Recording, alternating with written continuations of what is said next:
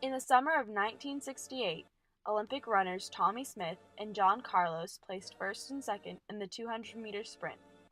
As they took the stand, they rose their fists as a sign of racial empowerment and the fight against racial oppression in the United States. Within 24 hours, they were stripped of their medals and forced to leave Mexico because of their display. For generations to follow, athletes such as Muhammad Ali, Craig Hodges, and Colin Kaepernick would face the negative consequences of activism. Some of the consequences these athletes and many more athletes face are disappointing fans, unemployment, and others questioning their validity. When members of the St. Louis Rams entered the football field with their arms raised as a statement of solidarity with the Hands Up, Don't Shoot movement, fans responded negatively and turned to social media to create the hashtag #BoycottRams. Researchers Jimmy Sanderson of Clemson University and Evan Frederick of University of New Mexico analyzed the social media reactions on both Facebook and Twitter of the Boycott Rams movement and categorized the post based off of their content. Sanderson and Frederick found that on Facebook, the top 4 categories were renouncing the fandom, calling for the players to be punished, racial commentary, and general criticism.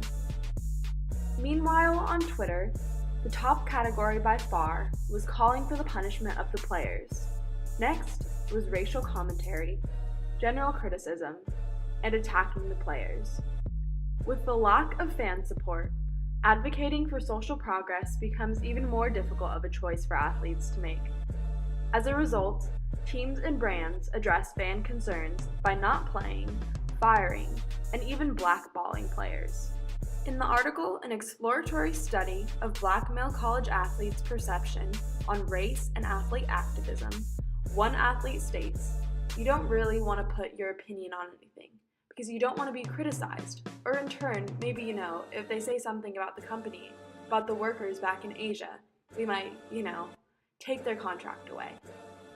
To get further insight on what other factors keep athletes from activism, I asked Peter Kaufman, a professor of sociology at State University of New York, what he believes prohibits them. Kaufman states that the main things that inhibits activist athletes is actually the same one that inhibits many young people, or just all people, from being activists. Ignorance of 2 things. 1, not having a good grasp of social and political issues so that they don't even know what they could or should be fighting for. And 2, not having an idea of how to actually be an activist.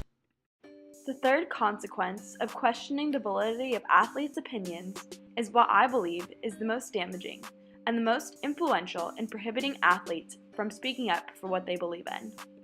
On February 15th, journalist Laura Ingraham called out basketball star LeBron James for his comments on Donald Trump. In her Fox News segment, rather than addressing the message James was attempting to convey, Ingraham focused her argument on questioning the expertise of James.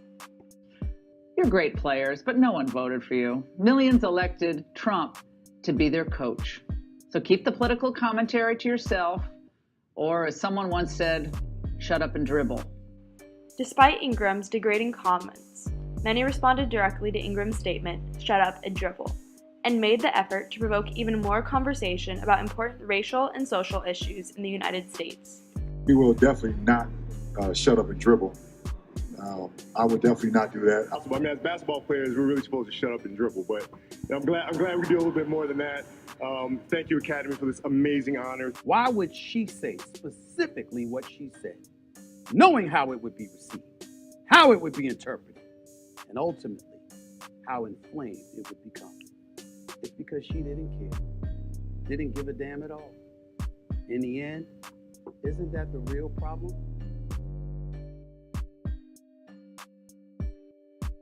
Regardless of the consequences, athletes won't falter from speaking up for what they believe in. They will not just shut up and dribble.